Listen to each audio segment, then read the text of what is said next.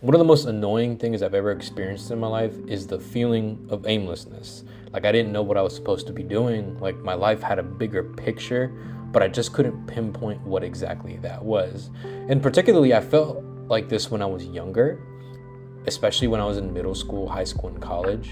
And now that I'm out of school and I'm out of the noise that it is to be a student, I'm out of that era of like that kiddish era. I've had more time to experience life, and I've had more time to analyze and discover who I am more as a person and what my passions are. I even have a 10-year plan, a 5-year plan on what career goals I want. I know where I want to make money. I know what businesses I want to start, and I have a dream income. So this is the first time in my life I felt that I have direction and that I have a long-term vision for what I want in my life. I've discovered these 4 principles that I'm going to share with you today that help me get in better alignment with what I think my mission is. I'm not going to say that I can write it down for you if you were to ask me what exactly your mission is, but I have a good idea. And I'm confident that these 4 principles I'm going to share with you today will get you in better alignment with what your mission is, because it helped me. So if that is interesting to you, stick around and let's get right into it. Principle 1, knowledge is the result of pursued education. So education, as I'm defining it here, is the act of pursuing knowledge that either enhances your skills or gives you a better understanding of the world around you and the subjects that matter to you, or at least what you think matters to you in that moment. So there are 2 aspects to this. So for me, when I was younger, I've always known that I've had a passion for visual storytelling, and visuals have always been something I've loved. I took inspiration from animation YouTubers like Young Don the Sauce God and Swoozy, and that alongside with the influence of some friends led me to want to learn to draw. And sure, I got okay at it, but I never felt that it ignited like a fire in my heart. I never felt that it did it for me. And this isn't the kind of visual storytelling that I felt passionate about. So when I found out that drawing didn't do it for me, I switched over to learning about cameras. And cameras really interested me because I could capture the world as I saw it and share that with others. And the more I learned, the more knowledgeable I became about like drawing and cameras. I was able to determine where my strengths lie and where my passions lie.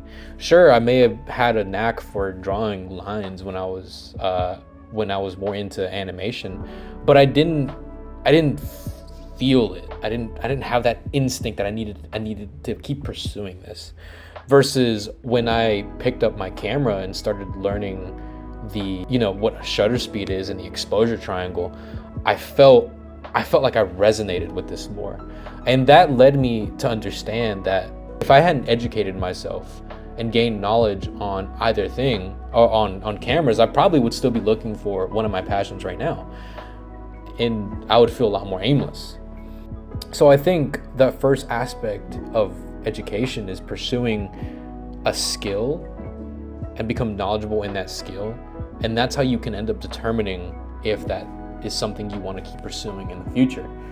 And the second aspect to education here is being understanding of the world around you in a subject that matters to you. So there's this brand I really like. It's called Taylor and Stitch. They're a men's clothing brand. They have like this really cool rugged style to them. And basically, their whole thing is sustainability. Like their slogan is made for the long haul. And if they hadn't become educated on the problem of fast fashion and realized there's a missing component in the world of, sustainable clothes that fit you well and last you a long time, if they hadn't become educated on that, they wouldn't have made a business off of it. And it's because that they pursued that knowledge and that education. They found this missing component in the world and they were able to make a business out of it, a business that has a purpose. And they're doing really well for themselves. I just haven't bought their clothing because they're kind of expensive, but they're a great model to understand being knowledgeable of the world and then doing something about that. So start getting knowledgeable. Gain some knowledge on some skills that you think would help you get closer to whatever goal you're achieving, and find out what's missing in the world and see if those two things can mesh. Principle 2, movement. A healthy body leads to a healthy mind. So I'm not going to get really into this one, primarily because it's such a generic advice and you've probably heard it before, but it's so true. And this phenomenon of just moving has been studied for thousands of years. In fact, in ancient Greece, Aristotle had this thing where he invented called a peripatetic school. I think I'm saying that properly, where they would have lectures and be with their students, and they would walk while having class. And the reason he invented this is because he believed that movement stimulated thinking. And when I was in school, particularly in college, I've experienced this myself. There would be long time gaps, perhaps when I had classes, and I just didn't know what to do with myself. If I knew I didn't know what to do, my first instinct was to go take a walk, like to go walk around campus or like walk around the student center. And when I would come back, usually I would have a better idea of what I needed to accomplish that day. Even now, as a working professional, I work a lot with data. A lot of the times when I import data into a spreadsheet with like thousands of rows or like hundreds of thousands of rows, I don't really look at the data right away. Like I import it and then I walk away from it immediately. And obviously do this strategically, so you don't like ruin your flow. That getting away from the data and coming back to it, I often find that I'm better at analyzing and better at finding what I'm supposed to be looking for rather than just hammering it out right away, right then and there. And not to mention, movement is rarely ever the wrong thing to do. It's universally a good principle to have no matter what you're doing. And I don't just mean like getting physically fit, but just some form of movement. Although I do recommend getting physically fit because working out is like the better version of doing that. So yeah, I think if you ever feel like you're stuck and you don't know what to do with yourself, if you just move, you'll find that you have a better idea of what you should be doing more times than not. Principle 3, control. Emotions in tandem with logic. So lately I've been reading this book by Viktor Frankl. The book is called Man's Search for Meaning. And it's basically a story of how he went from an educated neurologist and psychiatrist to a prisoner of war in Auschwitz during World War II and all the horrors and traumas he went through. And the book's premise is basically that you are never left with nothing. It's a book about hope and that you can find meaning in life in even the most dark of circumstances. The reason I mentioned control in tandem with logic is because logically speaking, he shouldn't have hope in this kind of circumstance. It's actually quite the contrary. But it's his background as a psychiatrist that kind of like helps him internalize what's going on around him. And later on, after the events of World War II, and he's recovered from his injuries and is doing better in life, he invented a type of psychological therapy called logotherapy. And he wouldn't have been able to do that without using his strong emotional sense along with applying logic to that.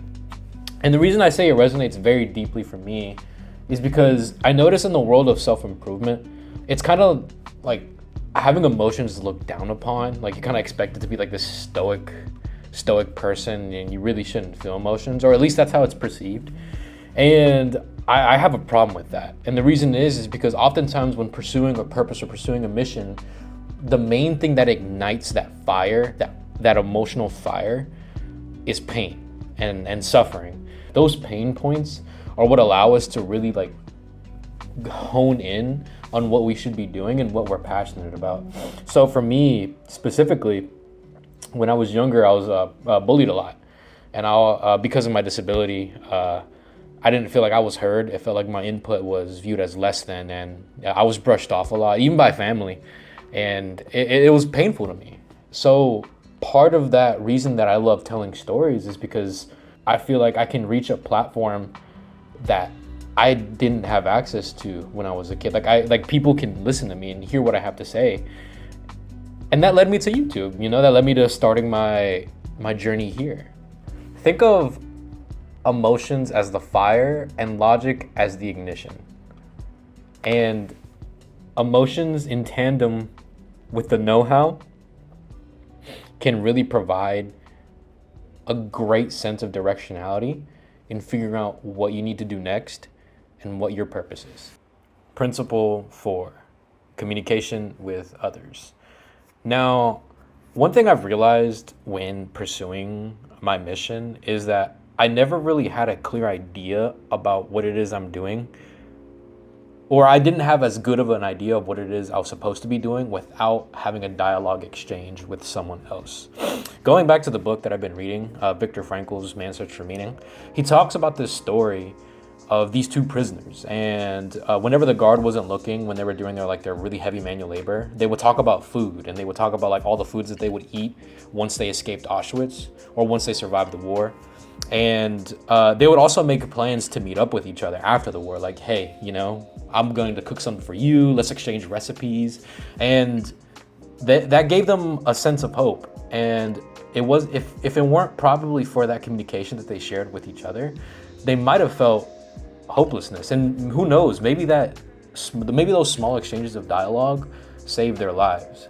For me personally, I recently hired a YouTube coach, and whenever we were talking about, we recently just talked about video scripting. And one of the things he told me is that part of what constitutes the work of video scripting is actually talking about it with someone else. And even when the advice he gave me about whenever like talking directly to the camera, shooting A-roll like what I'm doing right now, it'd be like if I was talking to a close friend. Like, how would I describe the idea and what my video is supposed to be about if I were talking to someone else right in front of me? So I think exchanging dialogue with people, however, in whatever shape or form that takes place with you, like whether it be talking to a mentor, talking to God, that exchange of dialogue has a really transformative power that lets you hone in and have better clarity on what it is you should be doing. Because oftentimes we're always in our head so much and we're talking to ourselves, we may miss some things that other people are able to see from an outside perspective, because we're always so involved within our lives and we have emotional biases. An outside perspective from someone who cares about you but still wants better for you can be really beneficial in honing in on what it is you're supposed to be doing. Now that I've stated the 4 principles that have helped me feel a little less aimless in my life, I think it's really important to say that I don't think purpose is something you should be able to answer immediately. In fact, I think it's actually something that's a lifelong journey. So if someone were to ask you, or someone were to ask me, Gerardo, what do you think your purpose in life is? What do you think your mission is? What do you think, like God is calling you to do? My answer would probably be, I don't know. I just know that I'm good at these things. I know I'm passionate about these things. And I know that whenever I do these things, other things, I get a good feeling that I'm on the right path. So I'm going to instinctually follow that feeling. I think it's not necessarily about answering it like a test question, but figuring out what you are passionate about and how do you take that inner fire, put that into the world, and then do something productive with it. And who can you help along the way? So I hope these principles helped you out. I know they've helped me out. Let me know down in the comments below if you liked my video. And if you want to see more videos like these, let me know. I'll see you guys in the next one.